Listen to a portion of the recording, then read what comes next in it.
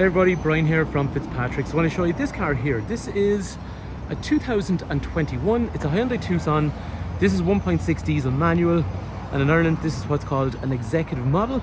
Anyway, the video will be useful for somebody that's trying to figure out more about these cars, or if you're just generally curious about buying this particular car in Ireland, then the video should cover a lot. But if there's any information you want to know, Brian's my name, 086 843 1945, call, text, WhatsApp. Give me a shout direct and I'll be happy to run through information on the car, financing, trading in, whatever you want to know about the car. Anyway, we'll run through the inside and the outside, and we'll go for a quick drive of the car as well, so you'll have a better idea what the car is all about. So start off by going for a drive in the car, and then when we get back, we'll go through the features on the inside and also the outside as well. So starting up the car, this is an executive, so it gets a nice digital dash rather than analog clocks. Over here then, this is a parking brake, which is automatic, but also works from a button as well with a brake hold. It's very helpful to stop you rolling backwards or even creeping forward when you're stuck at traffic lights. Okay, so the gears are 6 forward, like a lot of cars these days. There's a really nice feel to the gear knob, and the way it shifts gears, it actually feels like it's in gear. There is parking sensors on the rear of this car, and there's also a big parking camera on this one too. And that screen then basically turns into Apple CarPlay and Android Auto, so it has the usual functions you'd expect from any type of radio, Bluetooth for phone, streaming music, and radio, an actual radio. Wow, a radio that plays a radio these days. But for most people, yeah, they're going to use Apple CarPlay, Android Auto, so you can have Spotify and Audible, but for most people, yeah, Google Maps and Apple Maps and all that kind of stuff.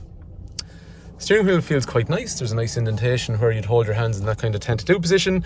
Over here then is controls for the trip information, so changing the information in the screen using this and then toggling down. So things like the current AdBlue level in the car, the tire pressures, if you want to see the current speed readout, the fuel efficiency. The clocks can be changed, so you can go in and actually change the color of how they look, and you can also do it from the drive mode over here. So some of these will be related. You don't have to do it from the drive mode. I mean, you could have, for example, this is a sport setting, and you can have an eco setting and a normal setting, but you can change them around, so you could have a sport setting that looks like this. But if you are using the drive mode, then it's also changing how the characteristics of the car feel, so your throttle response will be faster, and that affects how cruise control is, and things like how the air conditioner works as well, in favour of fuel efficiency or performance, depending what you want.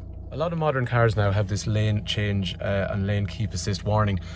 Some people love it and some people hate it, but it is standard on cars. Some cars you have to go fiddling to turn it off. If you want to disable it, you hold the button 1, 2, 3, and it actually disables it. I'm not saying like it is actually an excellent feature, but just for some people, they want to turn it off quickly because, you know, they prefer driving without it. Wipers are automatic, so they come on when it rains, and then the lights are automatic, so they come on when it gets dark, but they also have the functionality over here, which means they're auto dip, so they dip when they meet traffic. Anyway, we're going to get going driving. So over here then is cruise control with a speed limiter, and that's just how you use Bluetooth and stuff like that. The steering wheel is rake reach, so it goes in, out, and up and down as well. And over here then controls for mirrors, electrics for windows, front and rear. Because it's warm today, I'm going to turn on the air conditioner. So over here, dual zone climate, temperature on this side, temperature on this side, with air conditioning, and the diffuse button as well, so if you don't want the air blowing directly at you. There's other little small, less aggressive ventilation fans in through here, which diffuses the air in a less aggressive fashion. Wireless charging is down through here, a 12-volt outlet in through there, USB, wireless charging, sorry, I said that already. Heated seats on the front with 3 different stages. Drive mode we talked about, and one cool thing actually, when you're driving forward on these, you can actually leave the camera on while you're driving forward. Why would you do that? For me, sometimes I aim this mirror at the child in the back, even though I know you probably shouldn't really do that, and I use that as my rear view mirror sometimes, so you know, it's cool. In terms of driving a car like this, so if you've never driven an SUV, the first thing you'll notice is obviously it's high off the ground, and you have nice visibility all the way around as well, and it's a nice way to travel. The gearbox is lovely. I really like the way these cars change gear. It feels kind of precise in terms of how they go into gear. The engine is a 1.6 115 horsepower engine, and a weird thing on these, it's not that weird. The previous model of Tucson, i.e. 2016 through 2021, I find this car to be more fuel efficient, and I can only put that down to the shape of the vehicle being a lot more round. So it's, in my opinion, more aerodynamic, and genuinely I'm actually finding this model to be easier on fuel than the last one. So you'd expect around kind of 45-50 miles per gallon, somewhere in that region, maybe 5.5 litres per 100 kilometres. And for a big car, like I was saying, the visibility is good, and it's easy to do things like a 3-point turn. And the acceleration it actually feels, and again, I'm not trying to give you a big sales pitch, it actually feels a little bit more sprightly than the previous model, and it shouldn't on paper. but it does. So I suppose there's so many of these cars sold in Ireland over the last few years. You just have to look on the road. Everyone can't be wrong. They actually do drive very, very well. But I suppose the best thing to do is come in, try the car yourself, and make your own judgment.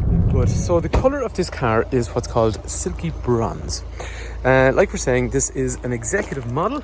So just to run through some of the stuff that's on the outside of the car. So over here, these are daytime running lights and also parking lights as well. Now they're quite dim at the moment because I have the handbrake on, so they dim when the handbrake's on.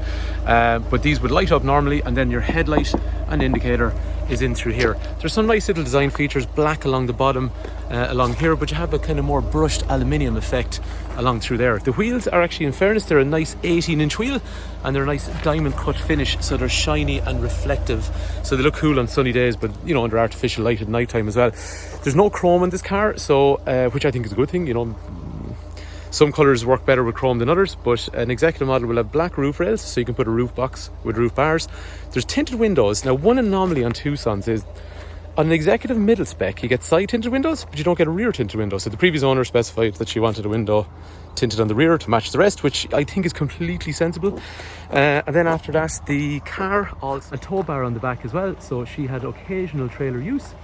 These cars, if anyone's curious, they're actually they're rated even to tow up to 1.6 tons, which is quite impressive considering that it's a 1.6 front-wheel drive vehicle. She also specified that she wanted a boot liner. Now, I have to say the boot liner is in very good condition, but you know, she just felt that it keeps the boot cleaner on the inside. And then underneath as well, on one of these you do get a spare wheel, which is becoming a lot rarer. The boot liner also, she specified that she wanted instead of the carpet mats, she wanted these ones because they're much easier. So they're like a all-weather mat, and they're much easier for keeping clean and stuff like that. That there, if you lift that, so one cool thing on these, you can recline the seats, so you can drop them backwards or bring them forwards. And again, look, it only looks like a small amount, but it makes a big difference when you're on a long journey if you're anywhere tall. If I'm 6 foot, this is the height my head would be at, and this is the legroom I have. So it's really, really ample. And actually having the tinted window on the back, on a day like today, it blocks out the sun. It's kind of a nicer place to be. I'm not a big fan of the sun anyway. So USB connectors in through there. Kangaroo. Lady used to own it now. Most of her driving she would have done by herself in the car, so the rear of the car probably didn't get used that much. An armrest which retracts, and even there's nice kind of, you don't really notice it until you look closely. It's a nice design in the seat, but look at the way the perforation is. It kind of not disappears, but kind of blends and disappears as you get higher up the seat. So there is actually a design pattern in it. Along the doors, again, there's nice gloss black and brushed aluminium. Same with door handles, gloss black along through here. Obviously there's child locks and stuff to go with the windows and the doors in the back. And then up front there will be height adjustable seat, lumbar support for lower back. We've seen all the adjustability and how the dashboard works. But one other thing which used to be missing in the previous model, so this is the NX4. So if you've managed to make it this far, I appreciate it, but the title says NX4. NX4 is the newer shape, so like that's an NX4, that's an NX4. The older model, God, there has to be one somewhere. We sold a ton of them. Wow. I think that's the first time I've ever looked around the yard and not seen, you know, the older model from 16, 17, 18, that model Tucson. From 21 onwards, it became designated NX4. So height adjuster on the passenger side, which used to be a bit of a problem on some models on the older version. So anyway, hopefully you have a better idea of the features that are in the car, the general size and dimensions, and how it drives after watching the video. If the car is of interest, give me a call. Brian's my name, 086 843 1945. Be happy to run through information about trading in your car, warranty or information you want on this car. It's beeping because I don't have my safety belt on properly. And then if you're not buying or you just want to find out about them, hopefully the video has been useful. But if I've missed something, just let me know in the comment section below. Hopefully the video is useful. Thanks for watching.